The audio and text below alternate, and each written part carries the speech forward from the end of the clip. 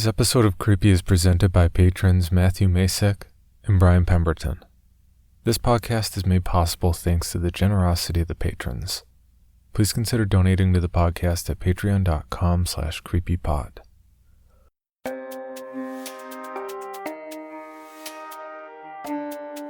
This is Creepy, a podcast dedicated to sharing the most famous, chilling, and disturbing creepypastas and urban legends in the world.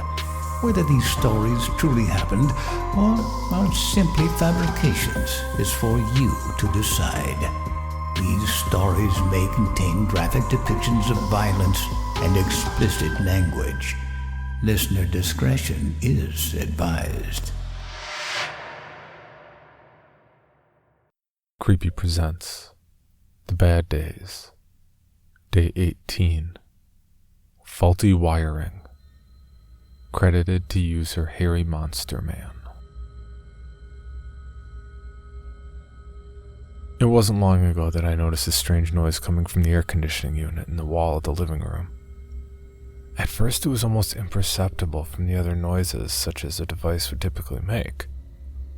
It started out as a slight clanking sound, only when it was first turned on. I had just accredited it to the age of the apartments and the appliances within. Realistically, they weren't all that old in the grand scheme of things. But without constant upkeep, things breaking down and fall apart relatively fast. Everything in the place made at least some kind of noise. The washing machine shook, dishwasher sounded like a jet taking off, and the fridge would kick on every few minutes and hum so loudly I'd have to turn the television up to hear anything over it. So you can see how it wasn't such a big deal for the air conditioner to rattle a little. I put it to the back of my mind as just something that comes with age. That was until it started making it more and more often. I first noticed it when I turned it on and the rattling didn't just go away after a second or two. I better tell the landlord so maintenance can come and fix this, I thought. After about a minute, it once again stopped and the thought faded into memory. A few weeks passed and I began to notice other strange occurrences. Scratching in the walls, the electricity flickering in and out, the occasional thump in the night. Again, things that could all happen due to the age of the wiring. Maybe a mouse had gotten into the walls or a noisy new neighbor had moved in. All pretty explainable, I thought. Besides, I worked a lot and really didn't have a lot of free time to do much, so it didn't bother me. But when things started to go missing in my tiny one-bedroom apartment, I started to worry. I hadn't been home in what felt like a couple of weeks. Between work and friends, I was barely there at all besides to sleep and bathe. I figured I should do a thorough search of the place and see where my things could have gone. The TV remote, a calculator, several pairs of socks, and one shoe were apparently misplaced. So I went through, room by room, which was really only 4 rooms, searching high and low to find my things. And as I did this, I noticed more and more small, ineffectual things were also missing. Strange, I thought. Where could these things have gone? I hit the power button on the TV and sat down in my once familiar armchair, now a stranger in my own forgotten home, and noticed something. The TV wasn't on. I flipped the light switch up and down, but nothing. Oh, for God's sakes, this is getting a little ridiculous. I got up and twisted the knob on the stereo. Nothing. I went around and tested all the appliances to see if they were all still functioning. To no avail, as not a thing in the place was still functioning except, strangely enough, the increasingly loud air conditioner. It came on with a loud rattle and ran that way for several minutes until it sparked. I heard a loud pop, and then it died too. Maybe the power's out and I'll be fine in the morning, I thought half-heartedly. I had a hard time sleeping that night. The neighbors were especially loud, and being without power made me a bit nervous. I woke up the next morning to find that the power was still out.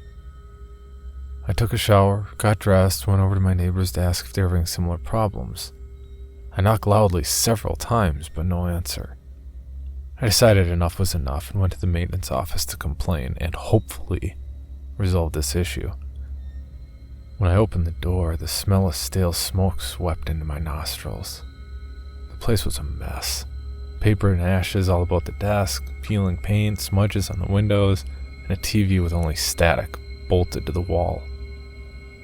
Sitting behind the desk was a thin, graying man who looked as if he hadn't bathed in a week. I told him about how everything was suddenly not working but the AC unit, until it sputtered its last.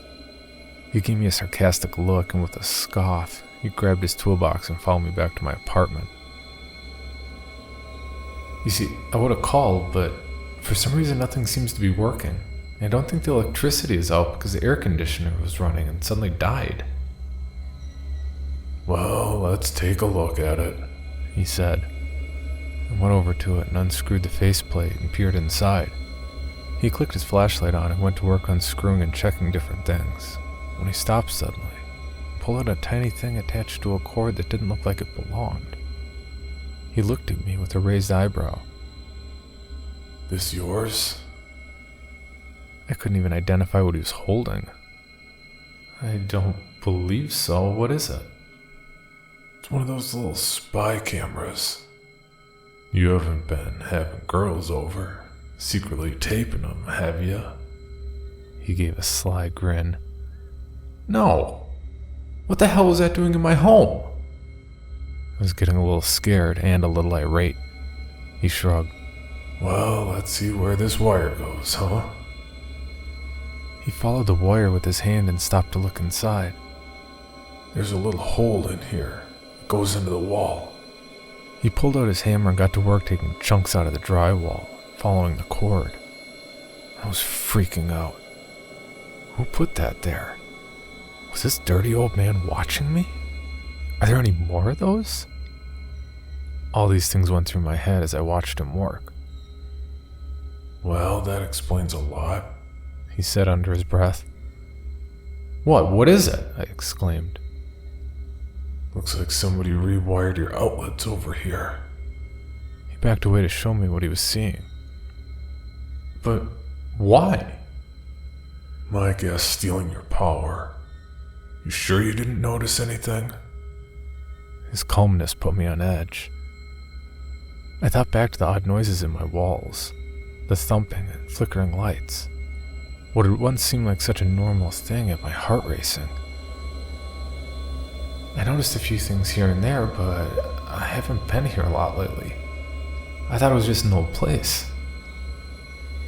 He gave me a skeptical look and continued following the ever-expanding bunch of wires and cables throughout the place. Some wires would branch off to more tiny cameras, hidden in vents, just in the shadows.